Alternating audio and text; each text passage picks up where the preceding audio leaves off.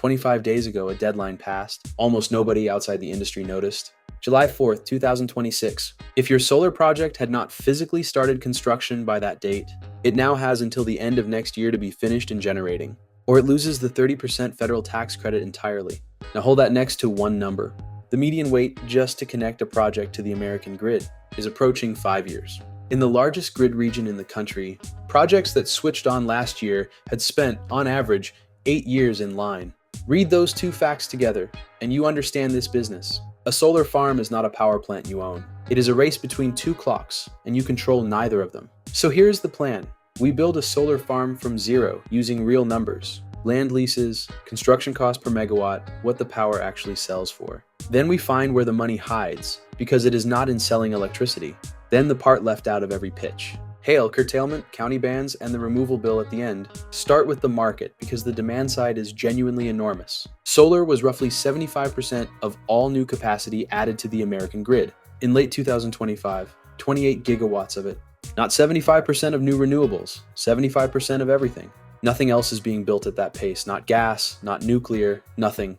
And the buyers are desperate. Data centers have turned electricity into a scarce commodity again. Solar power purchase agreements averaged about $64 per megawatt hour in the first quarter of this year, up more than 13% from a year earlier. For context, that same index sat near $40 4 years ago. So demand is real, prices are rising, and the product sells itself. Which raises an obvious question. If it is that good, why is it this hard? Start with the ticket price. Solar has a reputation for getting cheaper every year. That stopped. Lazard's 2026 analysis puts unsubsidized American utility-scale capital cost between $1.25 and $1.85 million per megawatt, up for the 5th consecutive year. Tariffs, transformer shortages, labor, interconnection upgrades, all of it moving the wrong direction. Next, land. A solar farm needs 5 to 7 acres per megawatt, so a 50 megawatt project is 300 acres. Call it 230 football fields. You almost never buy that land. You lease it for 20 to 40 years. National average rent runs $500 to $700 per acre per year. In competitive markets, it reaches $1,000 to $2,500. Most leases carry an annual escalator of 1.5% to 2.5%. That escalator matters more than it reads. Over 30 years, a $1,000 rent becomes roughly $1,800.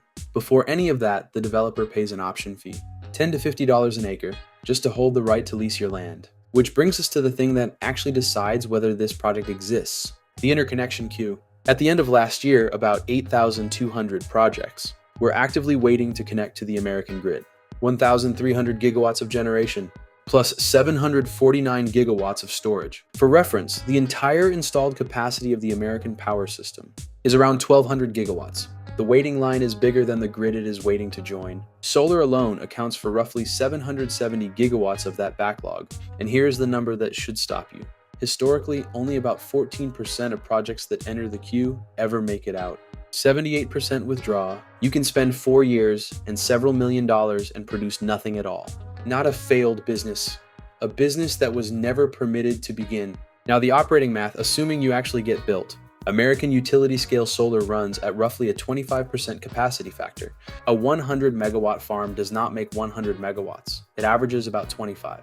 Operations and maintenance runs somewhere near $15 to $20 per kilowatt per year. Mowing, panel washing, inverter service, monitoring, security. Inverters need replacing every 10 to 15 years. Panels degrade about 0.5% annually. After 25 years, a panel produces meaningfully less than the day it was installed. That is the brochure.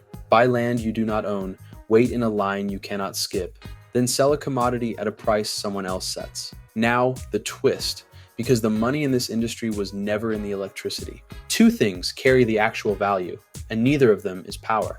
The first is the tax credit. A 30% investment tax credit on a $50 million project is $15 million. Historically, that was locked behind tax equity. You needed huge tax liability to use it. Then the law changed, and credits became transferable. You can now simply sell them for cash. They trade at roughly 88 to 95 cents on the dollar. Larger and safer deals price at the top of that band. Insurance on the transaction costs another 3 to 5 cents. Think about what that means. Before your farm generates a single kilowatt hour, you convert nearly a third of your construction costs straight into cash. The electricity is the slow part, the credit is the payday, which is exactly why the July deadline was such an earthquake. A project safe harbored before July 4th is a fundamentally different asset. from an identical project sitting 1 week behind it. Same panels, same land, same sunshine. One carries $15 million, the other does not. The second hidden asset is that place in line. An interconnection position with completed studies, signed land, and local permits is worth real money to someone who does not want to wait 5 years for their own. So an entire class of company exists that never operates anything. They assemble land control, permits, studies, and a queue position, then sell the project at notice to proceed. Typically somewhere between $100,000 and $250,000 per megawatt. On a 100 megawatt project, that is $10 to $25 million for a business that never generated a single unit of electricity. They are not in the power business, they are in the paperwork business. The operator who buys it gets a stable, boring, decades-long yield. The developer got the return. The two are not the same job, and they never were. Now the risks, and this industry has an unusually physical set of them. Risk 1, hail. This is the one nobody expects, and it is the largest single loss category in the entire sector. Analysis of American solar losses found hail responsible for roughly 73% of all financial losses, while occurring in only about 6% of damage events. Rare and catastrophic. One underwriter put the average hail claim near $58 million. In March of 2024, a hailstorm hit the Fighting Jays project outside Houston. 350 megawatts. Baseball-sized hail destroyed thousands of panels. Remediation was expected to reach hundreds of millions, potentially more than half of what the project cost to build. The insurance policy carried a $50 million sublimit. In Texas alone, hail losses on solar since 2018 have passed $600 million. And here's the detail that matters most. Neighboring farms 9 miles away hit by the same storm mostly survived. They had stow protocols. When severe weather is forecast, the trackers rotate the panels near vertical, so hail skids off the glass instead of punching through it. Same storm, same county, completely different outcome decided by an operating procedure. Insurers noticed, premiums rose and sublimits tightened across the market. Risk 2, your electricity can become worthless at exactly the moment you produce the most of it. In California, midday net demand has fallen roughly 45% since 2020. Everyone's panels produce at the same time and nobody needs it. In 2024, the California grid operator curtailed 3.4 million megawatt hours of wind and solar, 29% more than the year before. Solar was 93% of it. Prices go negative. You pay the grid to take your power or you shut down and produce nothing. This is not a distant scenario. It is a routine spring afternoon in California and it is spreading to Texas. Risk 3, the county. Solar needs more land per unit of energy than almost anything else, and the land is somebody's view. In Tippecanoe County, Indiana, an 11-month moratorium ended this May with a new ordinance. Commercial solar is now capped at 400 acres per project, setbacks of 500 feet, and a hard countywide ceiling of 6,000 total acres. In Will County, Illinois, a 58-acre proposal was rejected in February. The vote was 19 to nothing. 10 separate local bodies had objected. In Richland County, Ohio, voters went to the polls this May on whether to overturn a ban across 11 of 18 townships. They voted to keep the ban. Ohio alone has more than a dozen counties that have formally restricted large renewable projects. Note what these have in common. None of them are about climate. They are about farmland, property values, and the fact that a solar farm is visible from a kitchen window for 30 years. Risk 4, the bill at the end. Every project needs a decommissioning plan and, increasingly, financial assurance posted up front. On federal land, the required assurance starts at $10,000 per acre. One academic estimate put actual decommissioning costs near $15,000 an acre. Compare that to American farmland, which averages under $5,000 an acre. The cost of removing the panels exceeds the value of the ground they stand on, which means if an owner goes bankrupt, nobody has any economic reason to clean it up. That is why states keep tightening the bonding rules, and why the bond is a real budget line. Alright, numbers. 3 versions of this business. Scenario 1. You build and hold a small farm. 5 megawatts on 30 leased acres. At 1.4 million per megawatt, that is $7 million. The tax credit is $2.1 million. Sell it at 92 cents, and you receive about $1.9 million in cash. Net capital in the ground, roughly $5 million. Production, at a 25% capacity factor, is about 11,000 megawatt hours a year. At $64, that is around $700,000 of revenue. Land rent on 30 acres, $30,000. Operations and maintenance, about $90,000. Insurance, property tax, administration, and the decommissioning reserve. Call it another $80,000. Net cash flow, roughly $500,000 a year on $5 million invested. 10% unlevered, contracted for 20 years. That is a genuinely good infrastructure return.